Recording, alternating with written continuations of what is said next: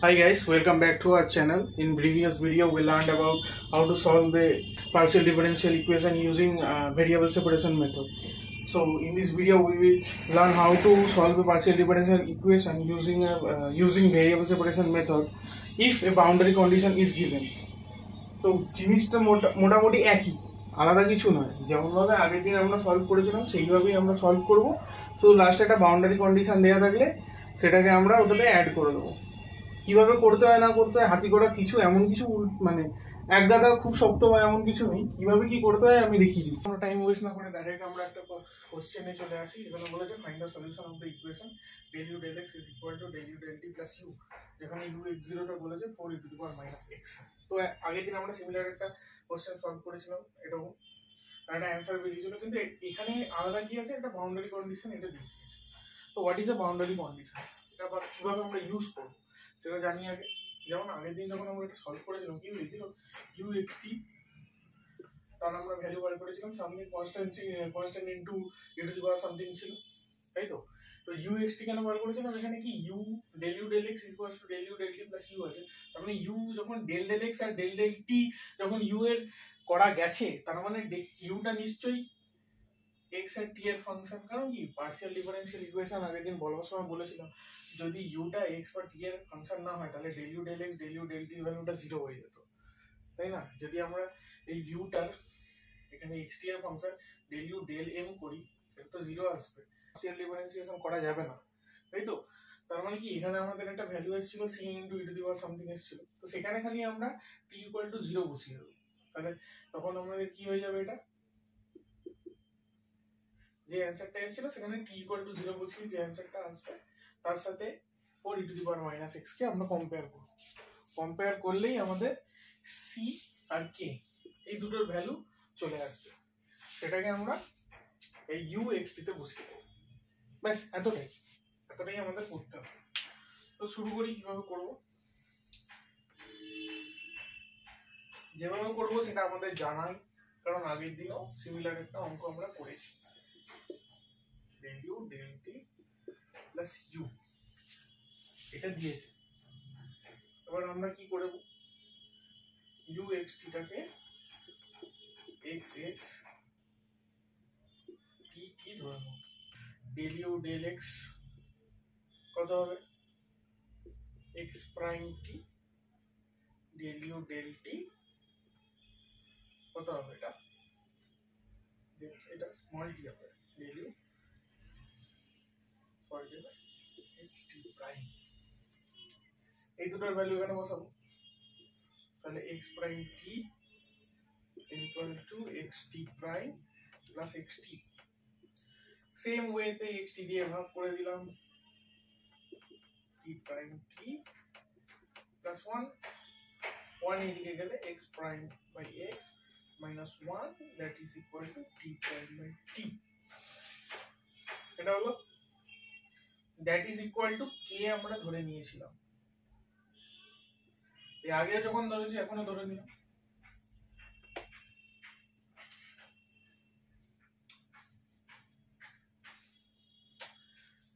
এরপরে আমরা কি করেছিলাম, কি করেছিলাম আমরা এর আগে, বোর্ডের মাঝখানে একটা দাগ কেটে নিয়েছিলাম, x prime by x minus 1 equal to k. Sorry for the bad joke. তো কি হয়েছিল, এটা x prime by x is equal to k plus 1 integrating both sides with respect to x। তো এই ইন্টিগ্রেশনটা আগের দিনই করে দিয়েছি, সেই কারণে আর করার প্রয়োজন আছে বলে মনে হয় না, কিন্তু কারোর যদি দরকার হয় সে আমার আগের ভিডিওটা মাঝের দিক করে চালিয়ে দেখতে পারে, ইন্টিগ্রেশনটা করে দেওয়া আছে, ঠিক আছে। তো এটার ভ্যালু কি আছে, log x is equal to k plus 1 into x plus log c1।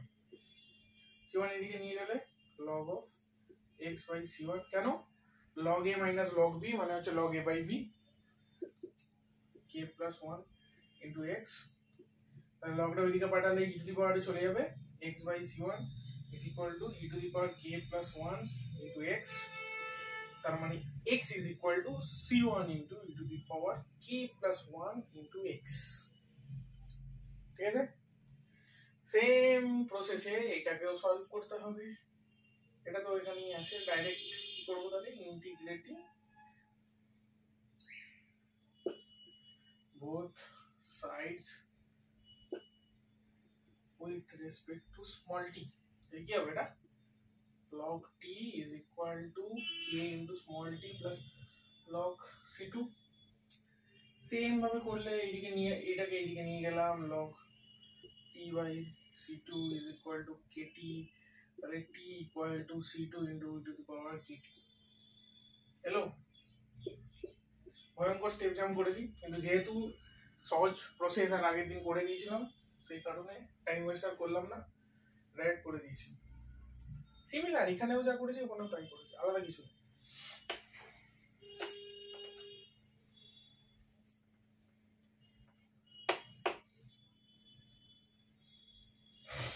তাহলে আমাদের uxt এর ভ্যালু কি আসবে, c1 e to the power k plus 1 into x into c2 e to the power k2, sorry k2 কি লিখছি, kt।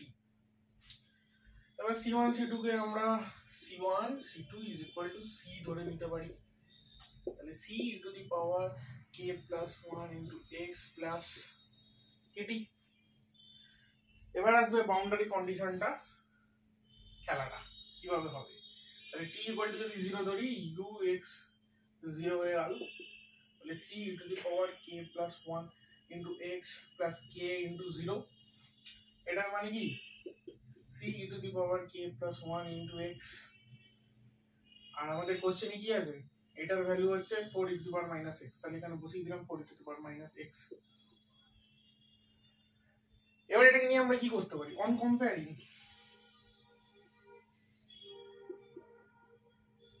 Compare করছি। তাহলে এখানে e to the power এর মানে e যে টার্মটা আছে e to the power x বা e to the power minus x e to the power k1 plus k plus 1 into x, মানে e যে টার্মটা আছে তার কোএফিসিয়েন্ট কি 4 দেওয়া আছে, এখানে কি c, তার মানে obviously দুটোকে কম্পেয়ার করলে c এর ভ্যালু 4, তাই না।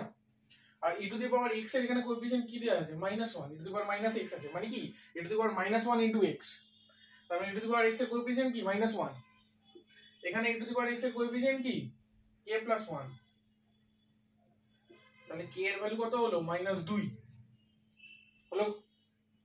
এবার এই c এর ভ্যালু 4 আর k এর ভ্যালু -2 টাকে আমরা এইখানে বসিয়ে দেব।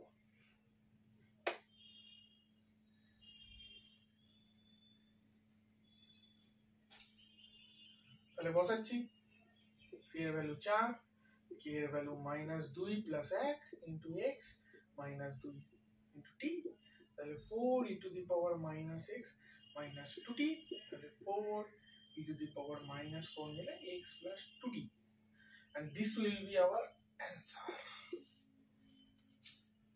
ওকে,